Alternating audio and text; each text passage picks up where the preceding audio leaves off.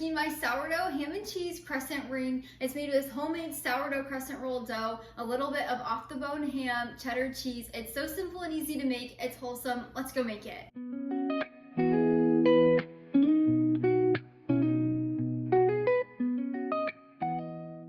This is the perfect recipe for after Easter, or you could even make this on Easter morning as a brunch item. You can make it for lunch as a quick Easter lunch if you don't want to do a full ham, or if you have leftover ham after Easter, it's the perfect leftover ham recipe. When I was growing up, my mom would make my brother and I a version of this recipe, and we always loved it. It's simple, it's easy, it's so delicious. And so I wanted to make a sourdough version from scratch, and so that's where this recipe inspiration came from. It's special to my heart, it reminds me of home, and so yeah, let's get started. First, you'll need to preheat your oven to 400 degrees Fahrenheit, and then you'll grab a sheet pan that's rimmed, and you're gonna line it with parchment paper. We'll just set that aside now.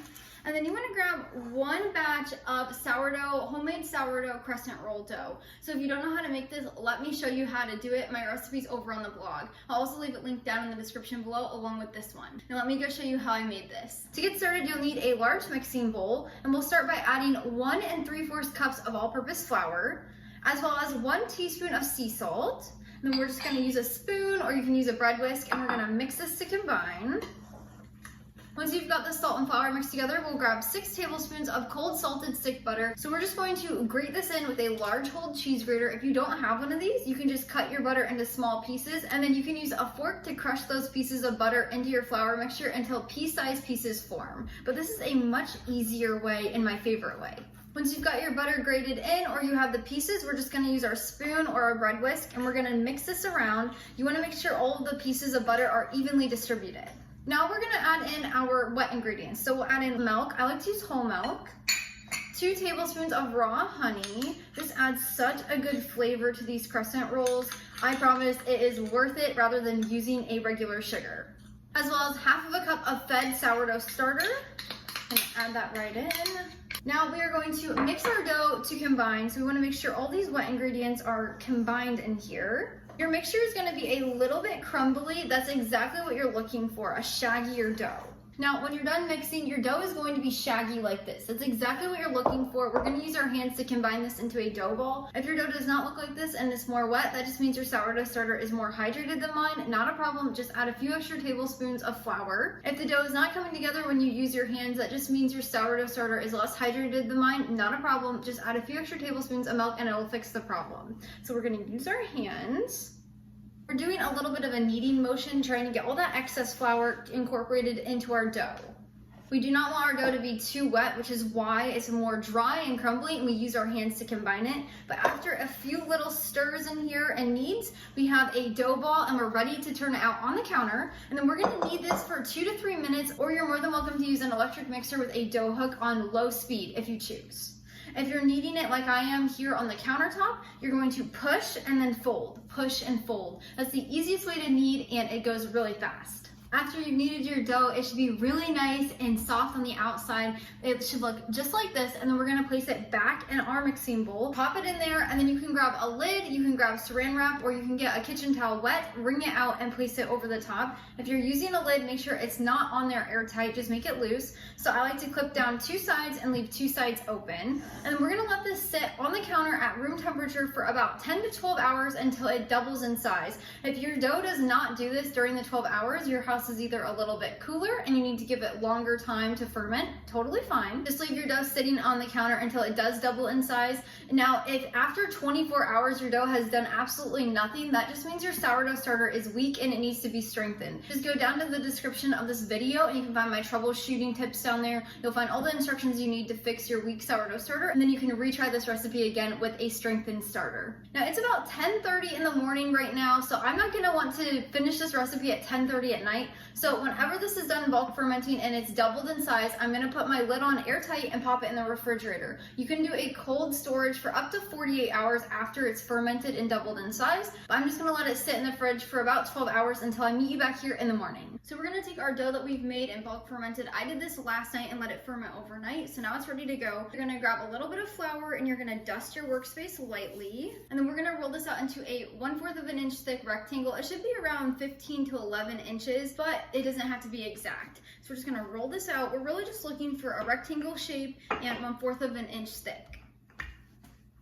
once you have it rolled out, we're gonna cut it into 8 pieces. So we'll cut it in half horizontally, and then we're gonna cut these each vertically to create 4 rectangles. So we're gonna cut that one and that one, just like that. Now the last step of cutting these is we're gonna go from corner to corner, and we're gonna cut these into triangles. So one this way and one this way. So it's gonna look kind of like a pizza if it was rectangular. Once you have your crescent roll dough cut into triangles, we're gonna grab our parchment paper sheet pan. And then what we're gonna do, we're gonna grab each one and we're going to put them in a oval shape, but we're gonna connect them with the large side of the rectangle. So we're gonna place that down. And you wanna make sure the corners of your crescent roll dough is sticking over the pan. We're gonna roll them in a bit. So we're just gonna overlap them. It's totally fine if they're not the exact same size. That's what makes it fun and homemade. But just make sure they're all connected, and as you're going, press down where they're connecting. That way they can all be together as one. And if you don't have room or you run out of room, just go ahead and move them over if needed. So it should look just like this. Now that we have our ring created, we're gonna grab 8 slices of ham and 8 slices of cheddar cheese. Now I like to use a mild sliced cheddar cheese, and I just slice it at home, a block, but you could use any kind of cheese. You could use white cheddar, you could use sharp cheddar, any of your favorite cheeses. And then I always like to get a uncured ham off the bone for this recipe. I do not like to buy the nitrate filled ham that's from the grocery store, like the deli meat. So a more wholesome option is an uncured ham off the bone. I like to get mine at Sprouts, and it's really affordable, but you are welcome to use any kind. So we're gonna take each slice of ham and place it on each triangle. So we're gonna place one here. Now you can fold it to fit depending on what size the ham piece is, but we're just gonna lay it on there. Now, once you have your ham on here, so it'll look just like this, we're gonna do the same thing with our 8 slices of cheddar cheese. So we're just gonna lay those on there. Now, if you would like to do 16 slices to make it a little more cheesy, you're more than welcome to do that. Now, if your ham and cheese kind of overlaps, it's completely fine. We'll just slice them into single serve pieces later. So this is what it should look like, just like that. So you wanna make sure your ham and cheese is a little bit behind the edge of the crescent roll triangle. So I like to kind of push them up a little, and then we're just gonna take the top and fold it down over the ham and cheese, and then we're gonna fold one more time and press the crescent dough onto the edge. So just like that. So again, like you're seeing, I'm moving the ham and cheese down a little bit, folding and rolling one more time. And you're just gonna do this for all of them.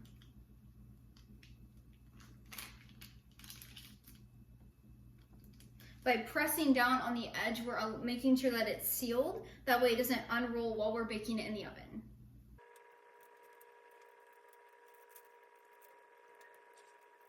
Now when you're done, it'll look just like this, so everything's kind of tucked in there. It looks so good.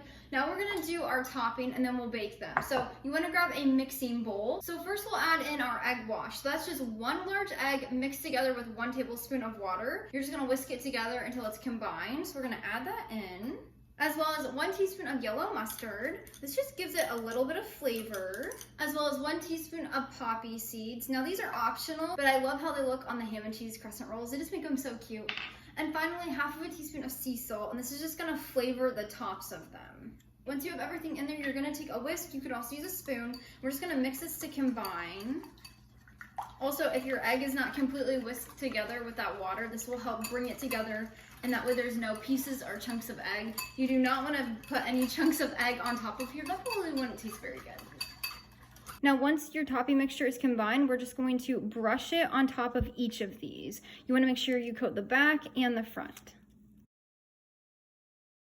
Now, once you have it all brushed, it'll look like this, and you will have a little bit of excess. You can save this for another use, or you can toss it. Now we're gonna place these in the oven at 400 degrees Fahrenheit for 25 to 30 minutes. They should be golden brown, and the cheese should be bubbly when they're done.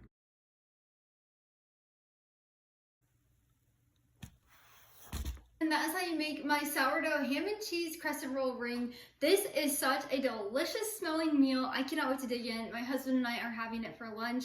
So whenever you go to serve it, you're just gonna slice each little individual crescent roll and then you can serve it like that. These store wonderfully in the fridge and reheat great in the oven or a toaster oven. Like I said earlier, if you would like more storage and serving ideas, head over to the blog, link down in the description below. I have tons of ideas over there. We're gonna give it a quick try. So let's cut one out here. They're very warm. These are so good. Thanks so much for joining me today. Until next time, go serve God by loving your family one recipe at a time.